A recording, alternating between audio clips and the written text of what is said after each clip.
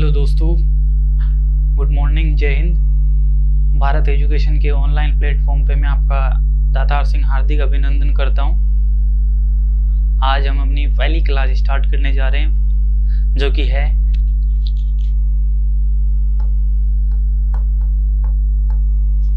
आग की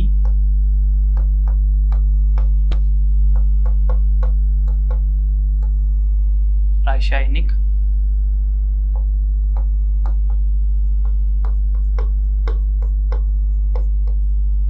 अभिक्रिया। आज हम पहला टॉपिक पढ़ने जा रहे हैं फायर का, आग की रासायनिक अभिक्रिया। आग की जो अलग अलग रासायनिक अभिक्रिया कैसे होती है, आग कैसे उत्पन्न होती है, कौन कौन से इसमें पदार्थ सम्मिलित होते हैं जिनकी वजह से आग लगती है, या कैसे कौन कौन से एलिमेंट होते हैं जिनसे आग बनती है, उत्पन्न होती है। तो आज अपन अपना पहला चैप्टर स्टार्ट करने जा रहे हैं, आग की रासायनिक अभिक्रिया। एकदम अच्छे से अपन आगे पढ़ते चलेंगे।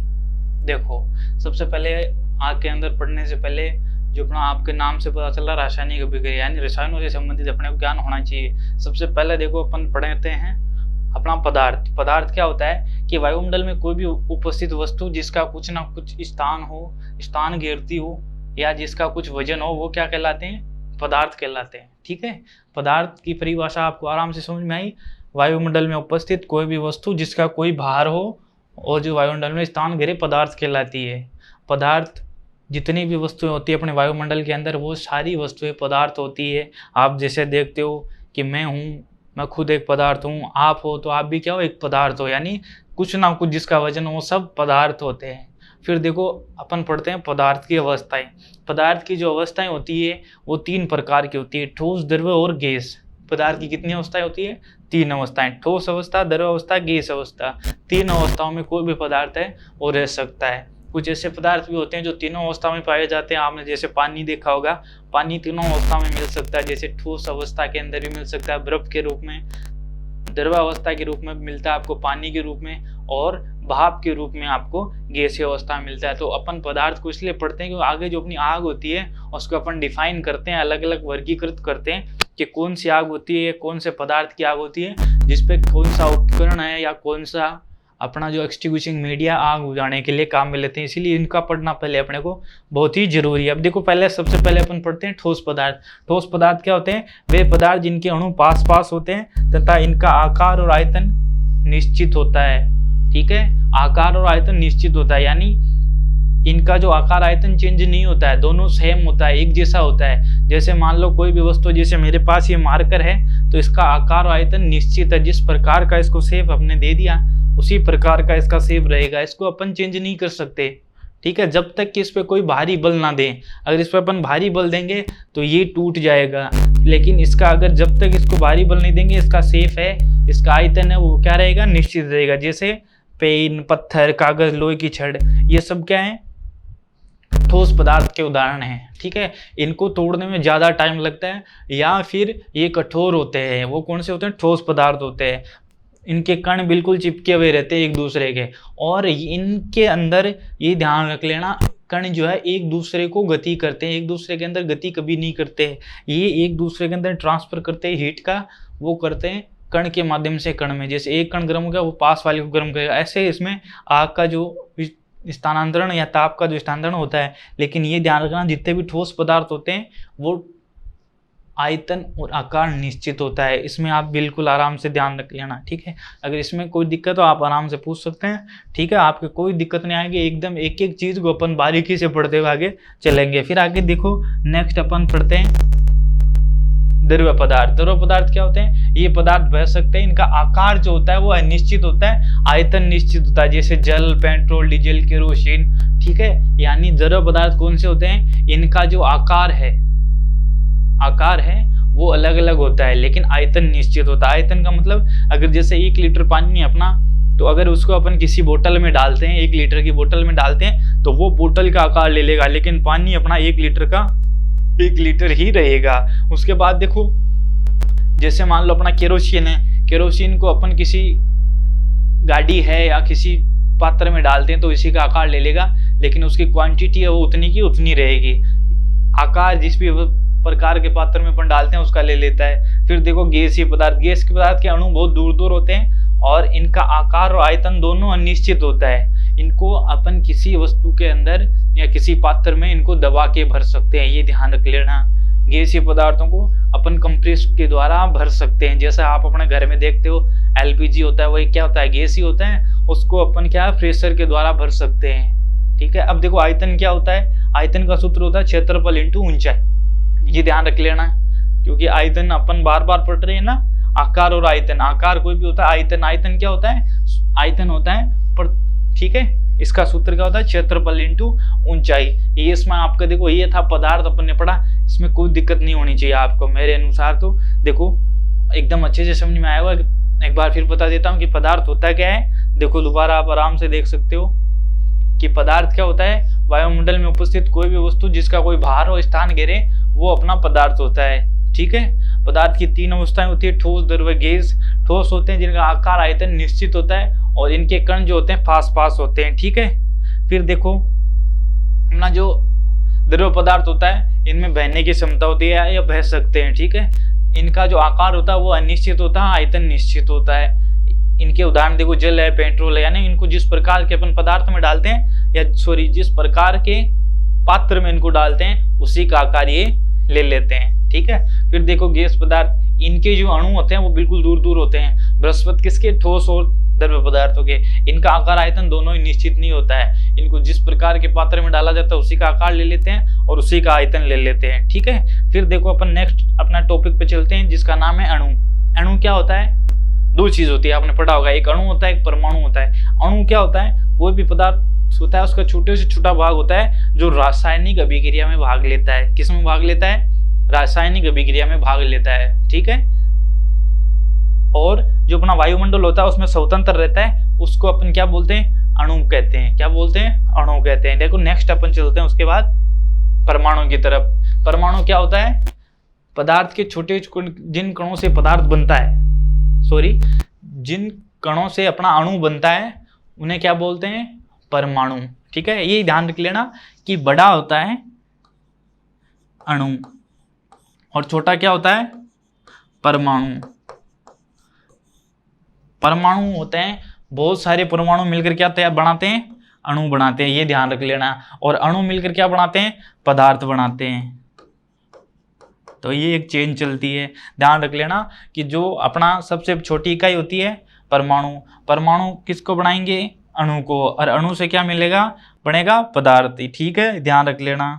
देखो अब अपन चलते हैं नेक्स्ट, सरल पदार्थ। सरल पदार्थ क्या होते हैं, परिभाषा देखो, वे पदार्थ जो एक ही प्रकार के अणुओं से मिलकर बने होते हैं। उदाहरण ऑक्सीजन, सल्फर, नाइट्रोजन। ठीक है, सरल पदार्थ का मतलब क्या होता है, इसमें एक ही प्रकार के अणु, ऐसे पदार्थ जैसे देखो अपना नाइट्रोजन का सूत्र होता है N2, यानी इसके अंदर किसके कण हैं, केवल और केवल नाइट्रोजन के कण हैं। ठीक है, इसमें दूसरा कोई मिलावट नहीं होती, कहने का मतलब। ऑक्सीजन का सूत्र क्या होता है, O2, इसका मतलब क्या है, इसमें सिर्फ ऑक्सीजन सम्मिलित है। फिर देखो हाइड्रोजन, हाइड्रोजन H2 होता है, सल्फर H2 होता है। इनके अंदर सबके अंदर क्या होता है कि सिर्फ और सिर्फ इसी पर एक ही प्रकार के अणु होते हैं। ठीक है, अलग अलग नहीं होते हैं, तो इनको बोलते हैं अपन सरल पदार्थ। कौन सा पदार्थ, सरल पदार्थ। समझ में आया आराम से। फिर देखो आता है यौगिक पदार्थ। यौगिक पदार्थ क्या होते हैं, वे पदार्थ जो 2 या 2 से अधिक प्रकार के अणुओं से मिलकर बने होते हैं। H2O है, NaCl है और CO2 है। जैसे देखो अपना H2O है, ठीक है, H2O क्या होता है, H2 + O2। ठीक है, यही होता है, हाइड्रोजन और ऑक्सीजन से मिलकर बना होता है। किससे मिलकर बना होता है, हाइड्रोजन और ऑक्सीजन से। ये इसका केमिकल रिएक्शन होता है, आपको पता है। ठीक है, H2 होता है क्या है, जल, ये तो पता है ना, ये हाइड्रोजन गैस ऑक्सीजन। अब इसमें देखो अपनी परिभाषा से अपन आराम से समझ सकते हैं कि 2 या 2 से अधिक प्रकार के अणुओं से, यानी इसके अंदर आप देखो हाइड्रोजन के अणु हैं और ऑक्सीजन के भी अणु, यानी अलग अलग अणु है, 2 प्रकार 2 अणु है ना। जैसे अपन ने सरल पदार्थ पढ़ा तो उसके अंदर अपन ने देखा कि H2 इसमें सिर्फ सल्फर के अणु हैं, ये होते हैं सरल पदार्थ जिसमें मिलावट नहीं होता है। लेकिन इसके अंदर जैसे देखो आप H2O, ठीक है, H2O जल का सूत्र होता है, इसमें हाइड्रोजन और ऑक्सीजन 2 अलग अलग होते हैं। तो ये कौन से पदार्थ होते हैं, यौगिक। जैसे देखो NaCl है, NaCl किसका होता है, नमक का। तो इसके अंदर आप देखो NaOCl दोनों अलग अलग के हैं, ठीक है। CO2 होता है अपना, इसके अंदर जो कार्बन और ऑक्सीजन है, दोनों अलग अलग प्रकार के दो अणु हैं, ठीक है। तो ये जो होते हैं ये कौन से पदार्थ होते हैं? यौगिक पदार्थ होते हैं। आराम से आया, कोई दिक्कत नहीं होगी आपके, ठीक है। देखो, तो सरल पदार्थ और यौगिक पदार्थ में अपन आराम से डिफाइन पता कर लिया कि जो सरल पदार्थ होते हैं वो एक ही प्रकार के अणुओं से मिलके होते हैं, जैसे उसमें कोई सी प्रकार की कोई मिलावट नहीं होती है। लेकिन जो अपना H2O है, NaCl है, CO2, इनमें क्या होता है? ये यौगिक पदार्थ होते हैं और इनके अंदर अलग अलग प्रकार के क्या होते हैं? अणु सम्मिलित होते हैं। ये देखो, ये सरल पदार्थ की परिभाषा यहाँ से स्टार्ट होती है, ठीक है। आगे आराम से समझ में। चलो नेक्स्ट अपन देखो चलते हैं आगे की ओर, अपन आराम से समझते हुए चलेंगे। अपनी स्टार्ट करते हैं उष्मा और तापमान, ठीक है। क्या स्टार्ट करते हैं? उष्मा और तापमान। आपको पता है कि जो अपनी आग लगती है उसके अंदर तीन तत्व होते हैं, या सॉरी तीन पदार्थों से उत्पन्न होती है, जिसके अंदर ईंधन, ऑक्सीजन और तापमान सम्मिलित होते हैं। उनके जो एक फिक्स टेम्परेचर होता है, एक फिक्स अनुपात होता है, उसके अंदर क्या लगती है? अपनी आग उत्पन्न होती है। तो उसमें पहला अपना एलिमेंट आता है उष्मा, उसको अपन पढ़ते हैं। देखो उष्मा क्या होती है? ये एक प्रकार की ऊर्जा ही होती है। क्या होती है? एक प्रकार की ऊर्जा होती है जो कि पदार्थ होते हैं उसके अंदर काइनेटिक मूवमेंट पैदा करती है, और इसका ऐसा ही मात्रक क्या होता है? जूल होता है। अगर आपसे कभी पूछ ले कि अपनी जो उष्मा होती है उसका ऐसा ही मात्रक क्या होता है, तो उसका ऐसा ही मात्रक होता है जूल। क्या होता है? जूल होता है, ठीक है, याद रख लेना। लेकिन इसके अलावा भी इसकी अन्य इकाइयाँ होती है, जैसे कैलोरी होता है, BTU होता है, जिसका पूरा नाम क्या होता है? British thermal unit. क्या नाम होता है? British thermal unit. BTU का पूरा नाम होता है। पूरे नाम जो अपनी फुल फॉर्म्स होती है उनसे बहुत सारे क्वेश्चन आते हैं अपनी फायर में, तो ये ध्यान रख लेना। जो BTU होता है इसका फुल फॉर्म क्या था? British thermal unit.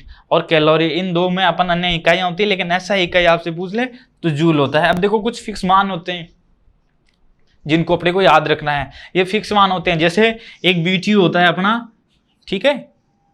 क्या है? एक BTU, तो उसको अगर अपन चेंज करते हैं कैलोरी में तो 252 कैलोरी मान होता है। एक BTU का मान कितना होता है? 252 कैलोरी। अगर एक कैलोरी के पूछ ले आपको तो इसके अंदर 4.18 जूल होता है। ये फिक्स मान होते हैं, इनको आपको याद रखना है। सीधे सीधे क्वेश्चन आ जाते हैं इनसे कभी कभी कि एक BTU बराबर कितना जूल होता है, तो अपने को याद रखना कितना होता है? 1055 जूल। याद रह जाएगा। एक बार फिर समझाते हैं। तो देखो उष्मा क्या होती है? एक प्रकार की ऊर्जा होती है जो किसी भी पदार्थ होता है उसके परमाणुओं में क्या करती है? काइनेटिक मूवमेंट पैदा करती है, और इसका जो मात्रक होता है वो जूल होता है। क्या होता है? जूल होता है। अब देखो आगे चल रहे हैं। इसकी अन्य इकाई मैंने आपको बता दी, कैलोरी और BTU में भी इसको मापते हैं। BTU का पूरा नाम होता है ब्रिटिश थर्मल यूनिट, ठीक है। और ये फिक्स मान होते हैं, इनको आपको याद रखना है अच्छे से, ठीक है। अगर इनको आप अच्छे से याद कर लोगे तो इनसे क्वेश्चन आ सकता है। सीधे मान होते हैं ये, ठीक है। आप चलते हैं नेक्स्ट। देखो नेक्स्ट अपना आता है, इनकी भी परिभाषा बता देता हूँ। जैसे आपका अलग अलग माप होते हैं, इनकी अलग अलग परिभाषाएं होती है, तो अपने को ध्यान रखना है, ठीक है। जैसे देखो कैलोरी है, तो कैलोरी की परिभाषा क्या होती है कि उष्मा की वह मात्रा, क्या? उष्मा की वह मात्रा जो 1 ग्राम पानी का तापमान 1 सेंटीग्रेड तक बढ़ा दे, कैलोरी कहलाता है। यानी कोई भी उष्मा होती है या हीट है, इतना हीट दे किसी पदार्थ को कि उसकी जो मात्रा है, यानी 1 ग्राम जो अपना पानी है उसकी मात्रा कितनी बढ़ा दे? 1 सेंटीग्रेड तक बढ़ा दे, तो वो क्या कहलाती है? कैलोरी कहलाती है। याद रह जाएगा आराम से। देखो आपके परिभाषा से क्वेश्चन आएगा। फिर देखो BTU क्या होता है कि उष्मा की वह मात्रा जो अपना 1 पाउंड होता है, ठीक है, 1 पाउंड का तापमान 1 फ़ारेनहाइट तक बढ़ा दे, ठीक है। याद रह जाएगा। उष्मा की वह मात्रा जो 1 पाउंड पानी का तापमान है यहाँ पे, ठीक है, पानी का तापमान 1 फ़ारेनहाइट तक बढ़ा दे। उष्मा की वह मात्रा जो 1 पाउंड पानी का तापमान 1 फ़ारेनहाइट तक बढ़ा दे उसे एक BTU कहते हैं, ठीक है। अब ये ध्यान रख लेना कि 1 पाउंड बराबर 453 ग्राम, 1 पाउंड बराबर 453 ग्राम होता है, ठीक है। याद रख लेना 1 पाउंड बराबर 453 ग्राम होता है, फिक्स मान होता है, इसको आप याद रख लेना। फिर देखो ये थी अपनी उष्मा। उष्मा के बाद आता है तापमान। क्या आता है? तापमान। तापमान क्या होता है?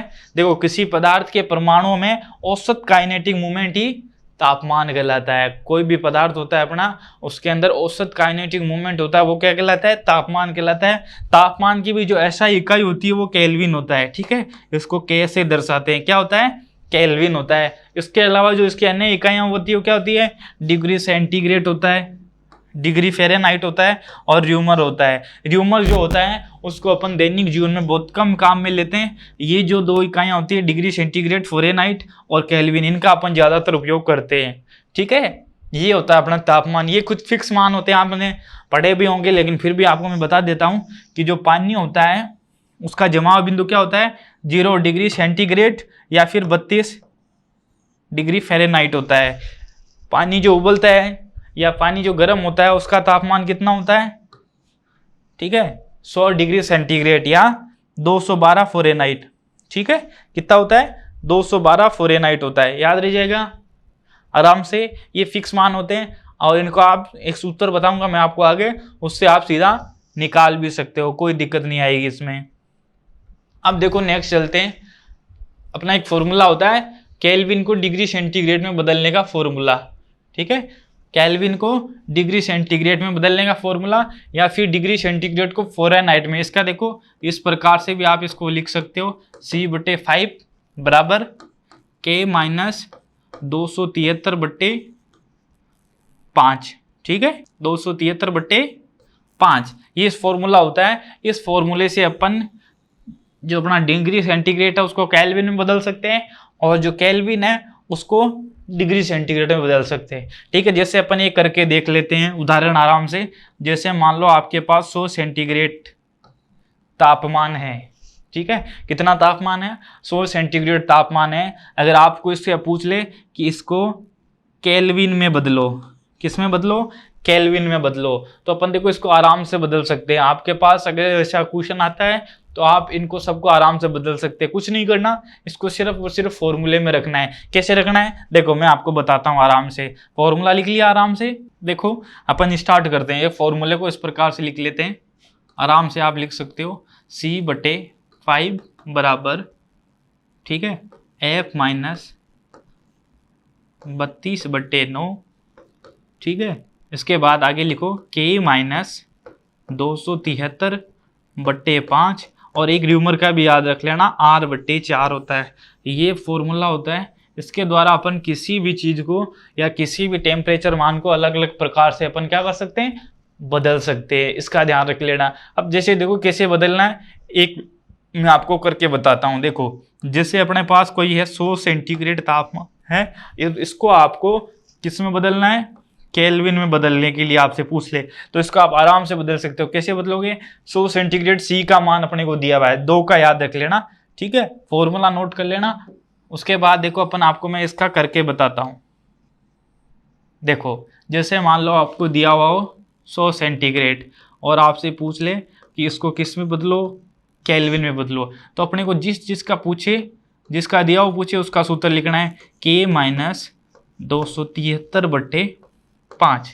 ठीक है, अब देखो मान रखो, अपन मान रखेंगे आगे तो 100/5 बराबर K माइनस 273/5। ठीक है, याद रह जाएगा आराम से। अब देखो, अब यहाँ पे इसका इसमें भाग दे दो, कितनी बार जाएगा, 20 बार जाएगा। कितनी बार जाएगा, 20 बार। 20 बराबर इधर क्या बच गया, K माइनस 273/5। ये 5 इधर आपको पता है भाग में, मैथमेटिक्स का रूल होता है, यदि इधर भाग में तो इधर जाके किस में होगा, गुणा में। तो ये देखो ये बदल जाएगा 20 × 5 बराबर, 20 × 5 बराबर K माइनस 273। क्या होगा, K माइनस 273। अब देखो 20 को 5 से गुणा करो, कितने आएगा, 100 आएगा। 100 बराबर K माइनस 273। अब देखो ये 273 इधर माइनस के इधर जाएगा, किस में आ जाएंगे, प्लस में। तो अपने यहाँ से K का मान क्या जाएगा, 373 केल्विन। ठीक है, तो आप 100 सेंटीग्रेड को किस में बदल लिया, केल्विन में। तो आप सीधा सीधा लिख सकते हो ना, 100 सेंटीग्रेड किसके बराबर होता है, 373 केल्विन के बराबर होता है। किसके बराबर होता है, 373 केल्विन के बराबर। इस प्रकार से आप सबका निकाल सकते हो। ठीक है, अपन देखो नेक्स्ट का निकालते हैं। ठीक है, देखो अपन फिर एक और सॉल्व करके देखते हैं। जैसे C/5 बराबर, अब देखो इसका निकालते हैं अपन, किसका, फ़ारेनहाइट का निकालना हो तो। अगर 100 सेंटीग्रेड को किस में बदलना हो, फ़ारेनहाइट में बदलना हो। तो ये फॉर्मूला अपना, जैसे अब 100 सेंटीग्रेड ही लेते हैं अपन वापस, ठीक है। अब इसको अपने किस में बदलना है, फ़ारेनहाइट में। तो देखो कैसे बदलेंगे, देखो C का मान की जगह कितना रखना है, 100/5 बराबर F माइनस 32/9, ठीक है। अब देखो 100 में फिर भाग दे दो, सीधा का सीधा, ठीक है। भाग दोगे तो कितनी बार जाएगा, 20 बार। 20 × 9, ये 9 इधर गुणा वाला इधर ही किस में चला जाएगा, भाग में, तो इधर गुणा में, और F माइनस 32। अब देखो इसको इससे करो तो कितना आया, 180 बराबर F माइनस 32, ये इधर जाएगा तो ये कितना हुआ, 212 बराबर F। तो यहाँ से 212 फ़ारेनहाइट आ गया, आया कि नहीं है फ़ारेनहाइट का मान। तो अपन ने देखा भी था 100 सेंटीग्रेड होता है, ये पानी का उबाल बिंदु होता है, यहाँ पे पानी गर्म होता है, तो उसका भी फ़ारेनहाइट में बदलेंगे तो 212 फ़ारेनहाइट, और यदि इसी को पूछ ले आपको केल्विन में तो 373 केल्विन होता है। ये मान याद रहेगा आराम से। फिर देखो इस प्रकार से अपन किसी भी टेम्परेचर को बदल सकते हैं, ठीक है, आराम से, कोई प्रॉब्लम नहीं होगी इसमें, किसी का भी आप फॉर्मूले में इसको बदल सकते हैं, ठीक है। ये दोनों फॉर्मूले आपके समझ में आ गए आराम से, ठीक है। इसको आप ऐसे प्रकार से भी लिख सकते हो, कोई प्रॉब्लम नहीं है। मैंने आपको जैसे बताया ना, अभी एक बार फिर बता देता हूँ, इसको आप इस प्रकार से सीधा भी याद रख सकते हो। र्यूमर जो होता है इसको अभी वर्तमान में बहुत कम प्रयोग करते हैं, ये ध्यान रख लेना, ठीक है। ये इस प्रकार से भी आप, पहले भी मैंने आपको बता दिया, लेकिन इस प्रकार से भी आप लिख सकते हो और इस प्रकार से भी लिख सकते हो, कोई दिक्कत नहीं है इसमें। आपको जिस प्रकार से आपको याद रहे उस प्रकार से आप कर सकते हो। फिर देखो देखते हैं तापमान के प्रभाव। तापमान होता है उससे क्या प्रभाव पड़ता है। पहली चीज तो देखो अपना तापमान होता है उसी में परिवर्तन होएगा। जैसे मान लो कोई चीज ठंडा पानी अपने पास, उसको अपन गर्म करेंगे तो धीरे धीरे उसका तापमान में क्या होगा, वृद्धि होगा, गर्म होगा तापमान, वहाँ का तापमान क्या हो जाएगा, गर्म हो जाएगा। पानी गर्म हो जाता तो वो उसके तापमान में परिवर्तन हो गया ना। पहले ठंडा था तो तापमान कम था, जब गर्म हुआ तापमान बढ़ गया, फिर उसके आयतन में परिवर्तन हो जाता है, ठीक है। तापमान से क्या परिवर्तन होगा, उसके आयतन में भी, जैसे जैसे हीट बढ़ती है किसी भी वस्तु का आयतन बढ़ता जाता है, स्थिति में परिवर्तन हो जाता है, ठीक है। उसकी स्थिति भी क्या हो जाती है, बदल जाती है तापमान बढ़ने से। रंग में परिवर्तन हो जाता है। लोहार के आपने देखा होगा कि लोहे को गर्म करता है, जैसे जैसे उसको अधिक हीट मिलती है वो क्या हो जाता है, गर्म हो जाता है। और एक होता है थर्मो इलेक्ट्रिक प्रभाव, इसमें भी क्या होता है, वो भी थर्मो इलेक्ट्रिक प्रभाव में भी परिवर्तन होता है। थर्मो इलेक्ट्रिक प्रभाव क्या होता है, किसी भी प्रकार के आप दो वायर ले लो अलग अलग डिस्क पे, ठीक है, उनको अपन एक आगे से सिरे से जोड़ देते हैं। जैसे दो वायर लिए, ठीक है, उनको आगे से जोड़ देते हैं, एक पे प्लस और एक पे माइनस डिस्चार्ज करोगे तो यहाँ पे जो भी वस्तु होगा, बल्ब लगा सकते हो आप या कोई, तो यहाँ पे इलेक्ट्रिसिटी है वो अपने को मिलती है। कोई अगर बल्ब है तो वो जलने लग जाएगा, ये ध्यान रख लेना। ये होता है थर्मो इलेक्ट्रिक प्रभाव। तो इसमें भी अपने परिवर्तन आएगा। इस अभी तक कोई मेरे अनुसार कोई प्रॉब्लम होनी नहीं चाहिए इसमें, ठीक है।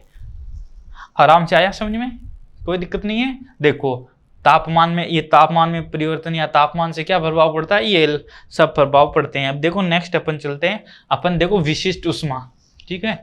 विशिष्ट ऊष्मा क्या होती है, 1 ग्राम का पानी होता है ना, उसका तापमान 1 सेंटीग्रेड तक बढ़ाने के लिए आवश्यक ऊष्मा का अनुपात क्या होता है, विशिष्ट ऊष्मा होता है। 1 ग्राम पानी का तापमान 1 सेंटीग्रेड तक बढ़ाने के लिए आवश्यक ऊष्मा का अनुपात क्या कहलाता है, विशिष्ट ऊष्मा कहलाता है। और इसका सूत्र क्या होता है, जूल प्रति केजी प्रति सेंटीग्रेड, ठीक है, ये इसका सूत्र होता है। ये इसकी आपको परिभाषा याद रखनी है, ज्यादा इसमें उलझने वाली बात है नहीं। फिर देखो आती है गुप्त ऊष्मा। कौन सी ऊष्मा, गुप्त ऊष्मा, लेटेंट हीट। इसमें क्या होता है, देखो जब पानी को गर्म किया जाता है तो 100 सेंटीग्रेड पे पूरा पानी वाष्प में परिवर्तन नहीं होता है। इसके लिए अधिक ऊष्मा की आवश्यकता होती है, वही क्या कहलाती है, अपनी गुप्त ऊष्मा। जैसे आपने देखा होगा कि अपन पानी को गर्म करते हैं तो अपन को पता है कि 100 सेंटीग्रेड पे जो पानी है वो किस में बदलने लग जाता है, भाप में। किस में, भाप में या वाष्प में बदलने लग जाता है। तो अगर इसको 100 सेंटीग्रेड पे भी गर्म करते हैं तो पूरा जो अपना पानी है वो भाप में नहीं बदलता है। किस में नहीं बदलता है, भाप में नहीं बदलता है, तो उसके लिए अपन क्या करते हैं, उसके लिए अपन उसको और एनर्जी देते हैं और उष्मा देते हैं उसको, ठीक है, तब जाके वो किस में बदलता है, पूरा भाप में बदलता है। तो जो अपन एक्स्ट्रा एनर्जी उसको देते हैं, एक्स्ट्रा उष्मा उसको देते हैं, वही क्या कहलाती है, अपनी गुप्त उष्मा कहलाती है, ठीक है, क्या कहलाएगी, गुप्त उष्मा कहलाएगी। अब देखो इसके रिलेटेड कुछ होते हैं, जैसे देखो लेटेंट हीट ऑफ फ्यूजन होता है एक, क्या होता है, लेटेंट हीट ऑफ फ्यूजन, गुप्त उष्मा जो होती है ना वो, जैसे इसके देखो किसी ठोस पदार्थ को तरल अवस्था में बदलने के लिए, किसी ठोस पदार्थ को तरल अवस्था में बदलने के लिए जो आवश्यक उष्मा होती है उसको क्या बोलते हैं, लेटेंट हीट ऑफ फ्यूजन। यानी कोई पदार्थ है उसको उसकी ठोस अवस्था से, ठीक है, कौन सी अवस्था में बदलेंगे, उसकी द्रव्य अवस्था में बदलेंगे। तो जो अपने को उष्मा चाहिए, ठीक है, एक्स्ट्रा उष्मा चाहिए, वो क्या कहलाएगी, लेटेंट हीट ऑफ फ्यूजन। जैसे मैं आपको बताता हूं, जो अपना बर्फ होता है वो क्या है, ठोस में होता है, किस में होता है, ठोस में होता है। अगर इसको अपने को किस में बदलना है, देखो अगर अपना बर्फ होता है वो ठोस अवस्था में होता है, अगर इसको अपने को किस में बदलना है, जल में बदलना है, यानी द्रव्य अवस्था में बदलना है, तो इसके लिए अपन जो भी एनर्जी एक्स्ट्रा देते हैं उसी क्या बोलते हैं, लेटेंट हीट ऑफ फ्यूजन बोलते हैं। अब समझ में आ गया, जो अपनी कितनी होती है, 80 कैलोरी, कितनी होती है, 80 कैलोरी, ये फिक्स होता है, याद रख लेना, ठीक है। आपसे कभी पूछ ले कि बर्फ का लेटेंट हीट ऑफ फ्यूजन कितना होता है, तो आपको याद रखना है 80 कैलोरी की आवश्यकता होती है। बर्फ को पानी में बदलने के लिए 80 कैलोरी की आवश्यकता होती है, याद रख लेना, ठीक है। यानी उसका जो लेटेंट हीट ऑफ फ्यूजन है, ठोस अवस्था से उसकी कौन सी अवस्था में बदलना है, अपने को द्रव्य अवस्था में बदलना है, तो उसके लिए अपने को 80 कैलोरी की आवश्यकता होती है। आराम से समझ में आया, कोई दिक्कत नहीं है। चलो देखो नेक्स्ट चलते हैं अपन। अब देखो नेक्स्ट आता है अपना लेटेंट हीट ऑफ वेपोराइजेशन, ठीक है, क्या आता है, लेटेंट हीट ऑफ वेपोराइजेशन। अब क्या होता है, किसी तरल पदार्थ को भाप के वेपर्स में बदलने के लिए आवश्यक उष्मा की मात्रा लेटेंट हीट ऑफ वेपोराइजेशन कहलाती है, ठीक है। 1 ग्राम पानी को भाप में बदलने के लिए 540 कैलोरी की आवश्यकता होती है, ये ध्यान रख लेना। यानी अब जो अपना जल होता है ये कौन सी अवस्था में होता है, द्रव्य अवस्था में होता है। अगर इसको अपने को भाप में बदलना है, किस में बदलना है, भाप में, ये कौन सी अवस्था हो जाएगी इसकी, गैसीय अवस्था। कौन सी अवस्था हो जाएगी, गैसीय अवस्था हो जाएगी। इसमें बदलना है तो अपने को क्या चाहिए, 1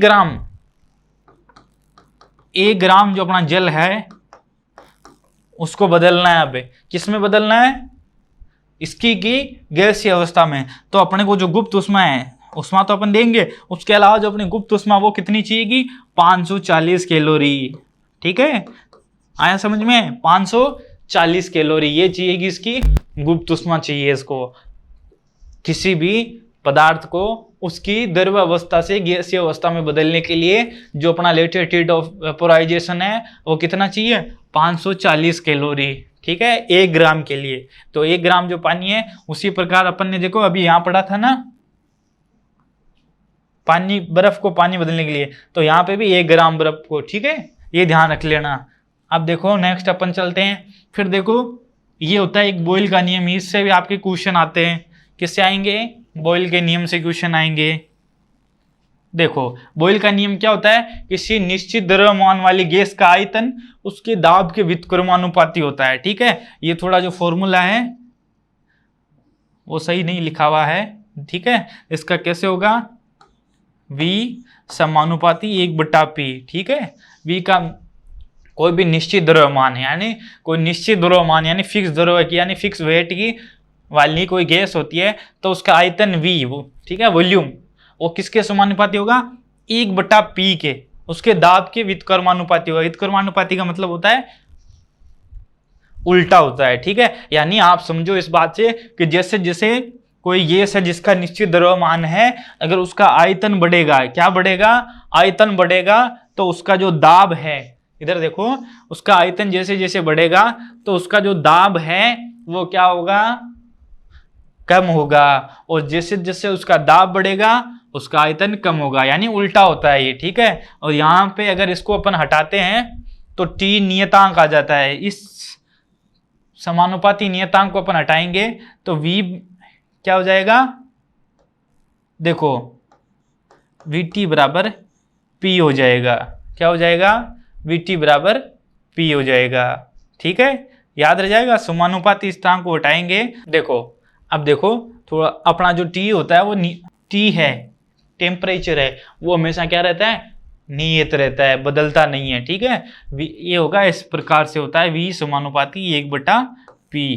ये ध्यान रख लेना, इसमें ज्यादा ध्यान नहीं रखना है, इसमें इतना ध्यान रखना है कि जो अपना वॉल्यूम होता है वो बढ़ेगा तो अपना जो दाब है, प्रेशर है, वो कम होगा, और प्रेशर जैसे जैसे बढ़ता है तो वॉल्यूम है वो कम होता है। नियतांक को अपन हटाते हैं तो अपने पास